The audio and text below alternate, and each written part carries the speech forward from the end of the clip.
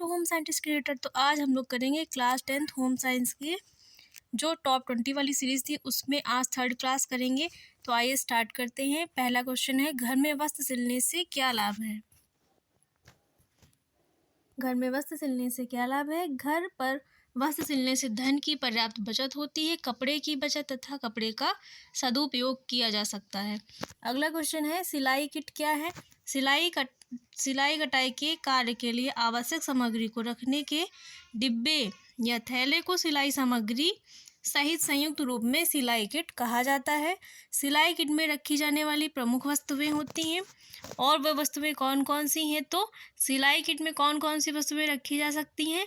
फीता, कैंची, मिल्टन चौक, स्क्वायर, धागे, पिने, सुई और अंगुस्ताना, ये सब सिलाई किट में रखी जाने वाली प्रमुख वस्तुएं होती हैं। अगला क्वेश्चन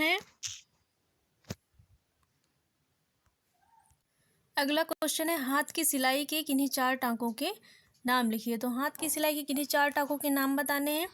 कच्चा टाँका, सादा टाँका, तुरपाई, बखिया, कांच टाँका, सम्मिलित टाँका, नेपची टाँका, पसच टाँका, ये सब क्या है? हाथ की सिलाई के टाँकों के नाम है। अगला क्वेश्चन है, मशीन तथा हाथ की सिलाई में क्या अंतर है? मशीन की सिलाई में कम समय लगता है, यह हर जगह एक समान तथा सुंदर होती है, यह अधिक मजबूत होती है। हाथ की सिलाई अधिक मजबूत नहीं होती है। तो मशीन की तथा हाथ की सिलाई में अंतर ये है कि मशीन की सिलाई कम समय में की जाती है और यह हर जगह एक समान और सुंदर होती है और मजबूत भी होती है, लेकिन हाथ की सिलाई कम मजबूत होती है। अगला क्वेश्चन है, सिलाई करने के बाद कपड़े पर इस्त्री करना क्यों आवश्यक होता है? सिलाई करने के बाद कपड़े पर इस्त्री करना क्यों आवश्यक होता है? वस्त्र में इच्छित चुन्नटे बनाने तथा वस्त्रों की सिलवट दूर करने के लिए सिलाई करने के बाद कपड़े पर इस्त्री करना आवश्यक होता है। अगला क्वेश्चन है, वस्त्र की ड्राफ्टिंग करने से क्या लाभ होता है? तो वस्त्र की ड्राफ्टिंग करने से क्या लाभ होता है? ड्राफ्टिंग कर लेने से वस्त्र सही नाप के अनुसार बनता है तथा पहनने वाले के शरीर पर अच्छा लगता है, क्योंकि इससे वस्त्र का आकार तैयार हो जाता है। अगला क्वेश्चन है, सिलाई मशीन की सुई टूटने के दो कारण लिखिए। तो सिलाई मशीन की सुई टूटने के दो कारण कौन से हैं? सिलाई मशीन में सुई का टेढ़ा लगा होना पहला कारण ये है। दूसरा है बॉबिन केस में धागा फंसना सुई टूटने के मुख्य कारण है।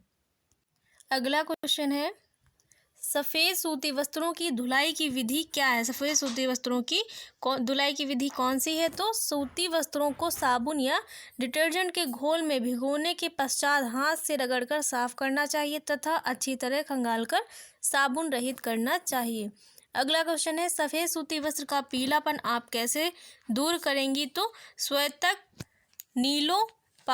टीनोपाल, आला एवं नील के प्रयोग से पीलापन दूर किया जा सकता है। अगला क्वेश्चन है, ऊनी कपड़ों पर इस्त्री कैसे की जाती है? तो ऊनी कपड़ों पर इस्त्री कैसे की जाती है? किसी बारीक सूती वस्त्र को गीला करके ऊनी वस्त्रों पर बिछाकर तब प्रेस करनी चाहिए। अगला क्वेश्चन है, रसोई घर में प्रकाश तथा हवा की उपस्थिति क्यों होनी चाहिए? तो जिससे रसोई घर सीलन, रोगाणु एवं गंध से मुक्त रहे। 2 दरवाजे, 1 खिड़की, 1 रोशनदान होना चाहिए। इतना होना रसोई घर में अनिवार्य है। 2 दरवाजे, 1 खिड़की और 1 रोशनदान होना चाहिए। अगला क्वेश्चन है, आधुनिक रसोई घर तथा भारतीय रसोई घर में अंतर लिखिए। तो आधुनिक रसोई घर में भोजन खड़े होकर पकाया जाता है, भारतीय रसोई घर में भोजन बैठ कर पकाया जाता है। आधुनिक रसोई घर में आधुनिक उपकरणों का महत्व अधिक है और भारतीय शैली में परंपरागत उपकरणों का प्रयोग होता है। अगला क्वेश्चन है, आदर्श रसोई घर क्या है? तो आदर्श रसोई घर किसे कहते हैं? रसोई घर स्वच्छ, सुव्यवस्थित एवं हवादार होना चाहिए। कौन सा आदर्श रसोई घर?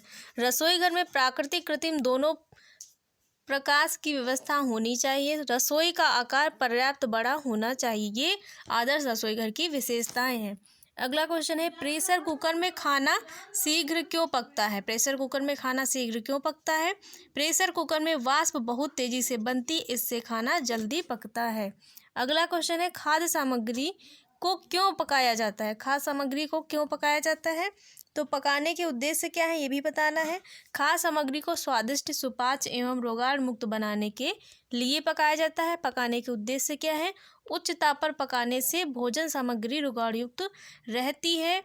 खाद्य सामग्री को सुपाच्य बनाना, ये खाद्य सामग्री को पकाने के उद्देश्य हैं, इसलिए खाद्य सामग्री को पकाया जाता है। अगला क्वेश्चन है, भोजन पकाने की प्रमुख विधियां कौन कौन सी है? भोजन पकाने की प्रमुख विधियां कौन कौन सी हैं? भूनना व सेंकना, उबालना, तलना, वाष्प द्वारा पकाना, ये भोजन पकाने की प्रमुख विधियां हैं। अगला क्वेश्चन है, भूनने व सेंकने में क्या अंतर है? भूनने व सेंकने में क्या अंतर है? बहुत इंपॉर्टेंट क्वेश्चन है, आता है, पूछा गया है बहुत बार। भूनने में खाद्य सामग्री को बालू राख के माध्यम से पकाया जाता है। सेंकने की विधि में खाद्य सामग्री को सीधे आग की आंच में पकाया जाता है। ये भूनने और सेंकने में अंतर होता है। अगला क्वेश्चन है, हरी सब्जियों का हमारे भोजन में क्या महत्व है? हरी सब्जियों का हमारे भोजन में क्या महत्व है? सब्जियां विटामिन एवं खनिज लवणों का उत्तम स्रोत है। खनिज लवण तथा विटामिन हमारे स्वास्थ्य के लिए लाभदायक है। सब्जियां भूख बढ़ाती हैं। अगला क्वेश्चन है, तरल आहार से क्या तात्पर्य है? तरल आहार किसे कहते हैं? तरल आहार में खाद्य सामग्री तरल या द्रव अवस्था में होती है, जैसे नींबू का पानी, जौ का पानी, ये तरल आहार के उदाहरण हैं। अगला क्वेश्चन है, भोजन के पौष्टिक तत्वों के नाम लिखिए। भोजन के पौष्टिक तत्व कितने होते हैं? तो कार्बोहाइड्रेट, प्रोटीन, वसा, विटामिन, खनिज लवण, ये भोजन के पौष्टिक तत्व हैं। ये सारे क्वेश्चन बहुत इंपॉर्टेंट है और इन्हीं में से आपके एग्जाम में आएंगे। ऐसी ही टॉप 20 की एक और क्लास आपको मिलेगी। उसके बाद हम लोग मैराथन करेंगे, जो बहुविकल्पी प्रश्न होते हैं 100 क्वेश्चन के मैराथन करेंगे, उसमें से ही आपको 20 क्वेश्चन एग्जाम में देखने को मिलेंगे। तो ऐसी ही इंपॉर्टेंट क्लासें आप लोगों को मिलती रहेंगी, तो क्लास को देखना मत भूलिएगा। साथ ही क्लास को बेल आइकन को प्रेस कर लीजिएगा, ताकि आपको क्लास का नोटिफिकेशन समय पे मिलता रहे। अगर क्लास अच्छी लगी तो वीडियो को लाइक, शेयर और चैनल को सब्सक्राइब करना मत भूलिएगा। Thanks for watching guys.